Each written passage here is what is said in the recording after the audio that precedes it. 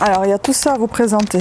Le chant du bourreau. Ça va pas être facile à lire, hein, je pense. C'est l'un des plus gros. C'était un bourdon ou c'était un frelon? Je crois que c'était un bourdon. Poignant. Bah dis donc, c'est activé ce matin. Hein. Les doigts étaient repliés comme si la jeune fille essayait encore de labourer le bois de ses ongles pour sortir. Glauquissime. Hein. Bonjour à toutes et à tous. Aujourd'hui, j'ai décidé de profiter du beau temps. Et j'espère sans bruit. Voilà, donc je vais vous filmer aujourd'hui un petit pre-books puisqu'on a récupéré encore quelques bouquins de très gros format. Par contre, les insectes, j'ai peur. Hein. Et je vais vous les présenter ici, même. Alors, il y a tout ça à vous présenter.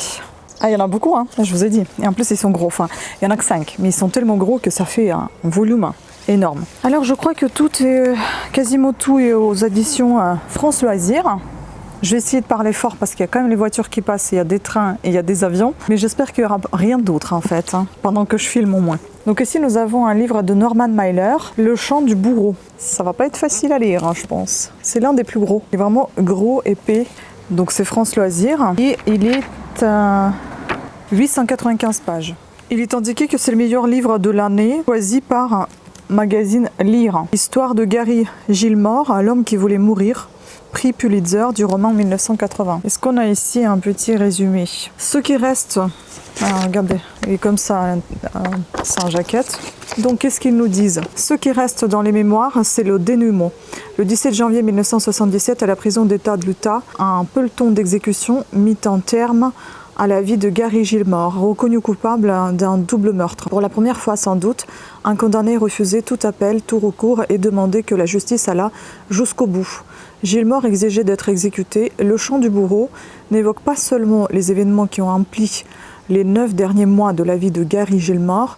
C'est un livre vaste comme ces paysages de l'Ouest américain où se déroule cette histoire. Un livre brûlant, d'une passion dévorante, teinté souvent d'un humour rabelaisien, et aussi d'une infinie tristesse. L'auteur recrée dans ses détails les plus intimes et les plus sordides, les plus bouleversants et les plus étonnants, le monde tourmenté de Gilmore.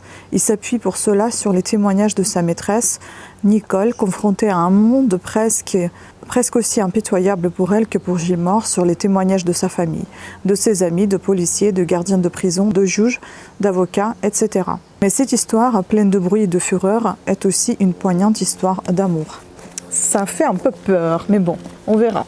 De toute façon, tout ce que je lis, vous verrez tous ces bouquins, un avis ou un point de lecture. Ensuite, j'ai vu le film, j'ai vu un petit extrait du film, mais j'ai pas du tout aimé. Je ne sais pas, est-ce que c'est parce que c'était une vieille version? Je sais pas. C'était un bourdon ou c'était un frelon? Je crois que c'était un bourdon. Bon, donc Thomas Keneally, le livre qui a inspiré le film de Steven Spielberg, La liste de Schindler. Et ici, on est aussi aux éditions France Loisirs, ils sont vraiment impeccables, l'état, il est parfait. Il est moins épais que l'autre. C'est un Australien qui avait écrit ce livre, l'autre il était américain. Nous avons ici 392 pages, c'est pas énorme, hein, mais je pense que c'est très poignant, c'est très difficile à lire. Voilà, ils sont tous simples, hein, sous la jaquette les bouquins. Je vous lis la 4e. Bon après je pense que c'est pas vraiment nécessaire, vous devez connaître le film et le livre, mais quand même. Il était allemand et dirigeait un camp de concentration en Pologne occupée. Et pourtant à Jérusalem, dans l'allée des Justes, un arbre a été planté à son nom. Voici le roman vrai de la vie d'Oskar Schindler, l'industriel catholique qui, au péril de sa vie, consacra son intelligence, son argent, ses relations à arracher des centaines de juifs à ses compatriotes nazis. Pour retracer cet étonnant destin qui vient d'inspirer un film, Thomas Keneally a mené une longue enquête historique qui lui a permis de retrouver et d'interroger des survivants en Pologne, en Autriche, en Allemagne, en Israël, aux États-Unis et dans plusieurs autres pays, et de consulter les archives déposées au mémorial de Yad Vashem à Jérusalem. Poignant. Bah dis donc, c'est activé ce matin. Hein. La bojote de tous les côtés. On a Umberto Eco, La pendule de Foucault. Je vous avoue que ça me tente beaucoup. Et je pense que c'est moins triste que les autres. Et donc on a un Américain, un Australien, et là nous avons un Italien du Piémont.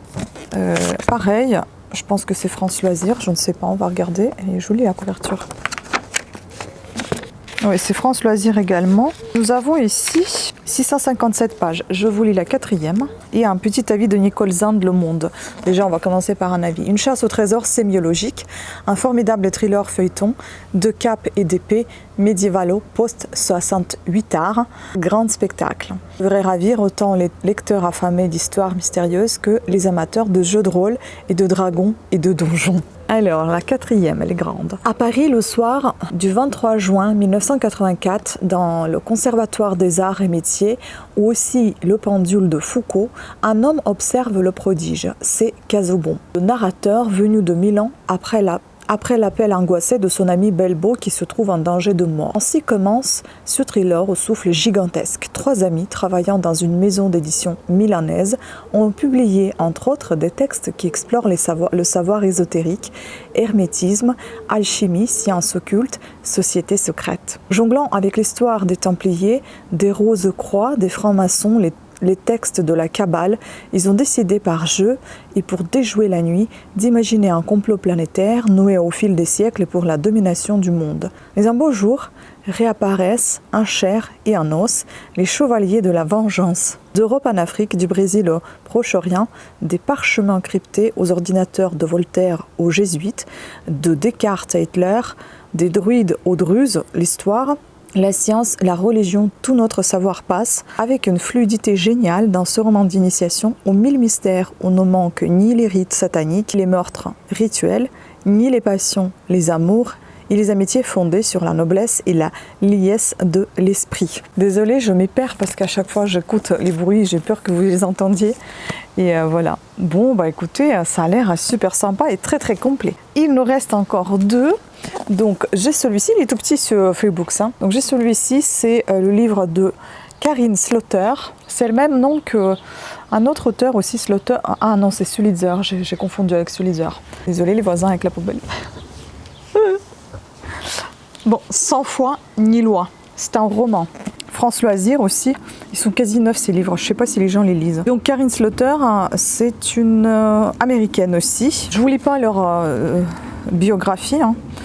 On est ici à 627 pages, c'est assez épais comme bouquin et c'est assez écrit assez gros. Alors, la victime était une jeune femme, une adolescente presque adulte. Ses cheveux noirs lui descendaient jusqu'à la taille et lui recouvraient le corps. Elle portait une robe bleue tout simple qui venait jusqu'à mi-mollet, des soquettes blanches mais pas de chaussures. La bouche et les yeux étaient grands ouverts, saisis d'une panique que Sarah pouvait quasiment palper. Une main était tendue en l'air, les doigts étaient repliés comme si la jeune fille essayait encore de labourer le bois de ses ongles pour sortir. Glauquissime. Et enfin, le tout dernier que j'ai là, et ce n'est pas France Loisirs, mais c'est un parfait état également, même neuf on peut dire, de Patrick Poivre d'Arvor, Lettres à l'absente. Il paraît que c'est les lettres à sa fille, d'après ce que mon conjoint m'a dit. Donc c'est aux éditions Albin Michel, mais en même temps c'est marqué sélectionné par le Grand Livre du Mois. Alors est-ce que c'est Albin Michel ou c'est Grand Livre du Mois? Enfin je ne sais pas, et ça c'est marqué là. Donc voilà comment il est ce livre. Il est tout petit, mais je pense qu'il doit être très intense. Et donc on a un français. On a un français, un italien, 2 américains et 1 australien. C'est très international ce Freebooks. Bah voilà, c'est écrit vraiment sous forme de lettres. C'est assez, le police est assez gros. Mais pourquoi faire autant de pages blanches à la fin? Je comprends pas. Pagination s'il vous plaît. 143 pages, donc ça va être, je pense, rapide à lire. Donc Patrick Poivre d'Arvor. Solène a 16 ans. Elle en aura bientôt 17. Un anniversaire en liberté, il la relâche d'ici là. Elle souffre d'anorexie mentale. Mentale, ça va avec le nom de la maladie, mais ça ne me plaît pas. Elle a la tête qu'il faut, à l'intérieur comme à l'extérieur. Elle est très belle, très blonde, très douce, très têtue, très sensible. Cette fille-là, ma petite fille, est une capteuse d'ions, une éponge à émotions. Elle attrape tout ce qui passe dans l'air et que personne n'a vu. Je crois douée pour le bonheur à condition que le bonheur lui ressemble. Mon combat aujourd'hui, c'est celui que je mène contre moi-même pour comprendre le sien, la traversée de ces abîmes, le sens de ce voyage qu'elle a accompli seule, enfermée dans cette maison de verre, dans ce rêve de pureté immaculée que je voudrais tant partager avec elle. Mon héroïne, ma drogue à moi, c'est Solène. C'est elle qui m'aidera à vaincre. À mon tour, je la ferai gagner. Je pense que ça va être très très triste. Voilà, bah écoutez, c'était tout.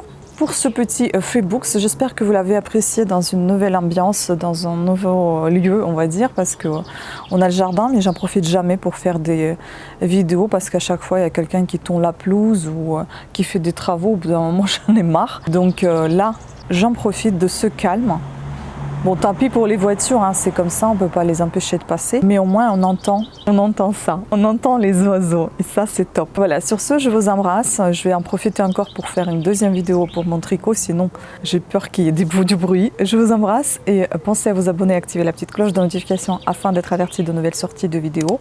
N'hésitez pas à me suivre donc, sur ma chaîne où je sors également les points lecture, avis lecture, non seulement les vocals ni Freebooks, mais également mes avis concernant les lectures et aussi les lectures en ligne. Et bientôt, petit à petit, je vais reprendre les langues étrangères, comme je l'avais fait avant, donc le suédois, l'anglais et l'italien. Peut-être aussi le français, pourquoi pas renforcer les connaissances que j'ai déjà acquis, mais aussi peut-être me pencher sur le cahier A6000 russe avec les corrections que je vous ai déjà faites. Peut-être que je vais refaire. Voilà. Ah, une guêpe, berk. Bon, sur ce, je vous embrasse et je vous dis à très bientôt. Ciao.